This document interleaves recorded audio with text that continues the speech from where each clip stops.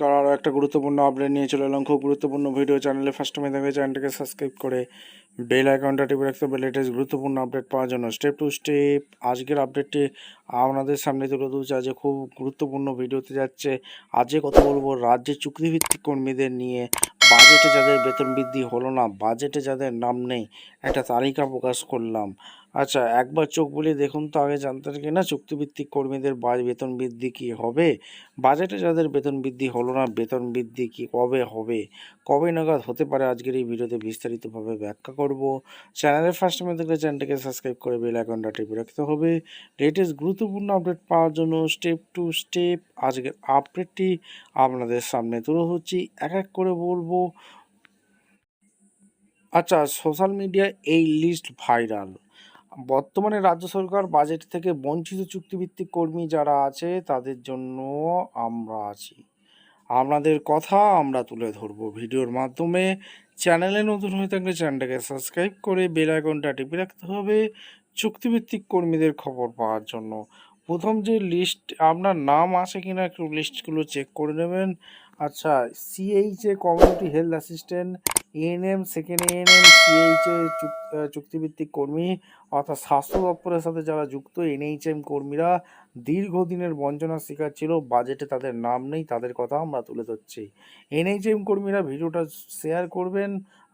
কর্মস্থল সুস্বাস্থ্য কেন্দ্রে সংখ্যা এখানে দেখতে পাচ্ছেন 2000 ফার্স্ট ব্যাচ জয়েনিং 2007 হয়েছিল।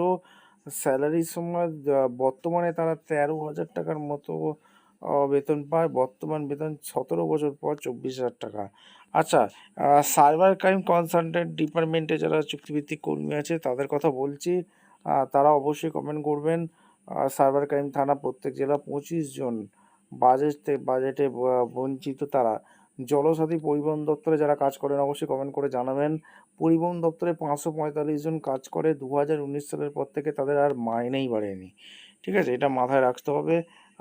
এখানে কর্মচারী পরিবহন কর্মীর সাথে যারা যুক্ত, ড্রাইভারদের বেতন বাড়েনি।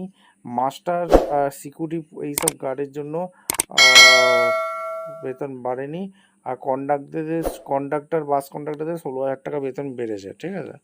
আচ্ছা, যারা পৌরসভার কর্মী আছে তাদের বেতন বাড়েনি। 5,050 জন কর্মী আছে, 3-4 মাস বেতন দেয়াই হয়নি, ফান্ড নেই বলে।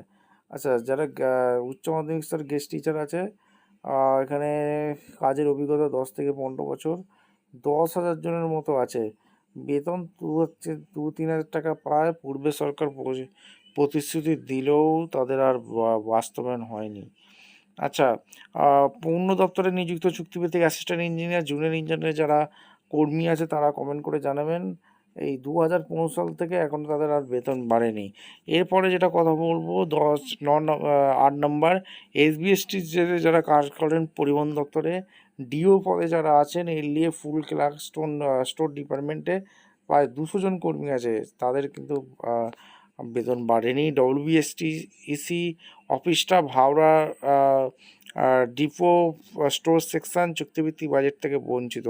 গেস্ট টিচার হায়ার সেকেন্ডারি 780 জন আছে, তাদের বেতন বৃদ্ধি হয়নি। মাল্টিপারপাস হেলথ ওয়ার্কার, স্বাস্থ্য দপ্তরে প্রায় 265 জন কর্মী আছে, সমান কাজে তারা বেতন বৃদ্ধির দাবি জানাচ্ছে। জিআরএস পদে পঞ্চায়েত বিভাগে তাদের বেতন বৃদ্ধি হয়নি। আচ্ছা, সিআরএস ডিও পদে বেতন বৃদ্ধি হয়নি। পিডব্লিউডি কন্ডাক্টর গ্রুপ ডি পদে এখানে বেতন বৃদ্ধি হয়নি। আপনার লিস্টের নাম না থাকলে অবশ্যই কমেন্ট করে জানাবেন। যাদের বাজেটে বেতন বৃদ্ধি হলো না তাদের কি আর বেতন বৃদ্ধি হবে না? আপনারা যেটা ভাবছেন সেটা একদমই নয়। আপনারা অবশ্যই ডেপুটেশন দিতে হবে, সরকারকে নজরে রাখতে হবে। ঠিক আছে, আপনাদের অবশ্যই সরকারকে পৌঁছে দিতে হবে আপনাদের বার্তা। তাই জন্যই ভিডিও করা। আপনারা অবশ্যই ভিডিওটা শেয়ার করবেন। নেক্সট যে বাজেট অধিবেশন হবে আবার 9 থেকে 10 মাসের মধ্যে, 9 থেকে 10 মাসের পর, তখন যদি মুখ্যমন্ত্রীর কাছে এই বার্তা পৌঁছে যায়, আপনাদের কথা অবশ্যই আপনাদের বেতন বৃদ্ধি হতে পারে।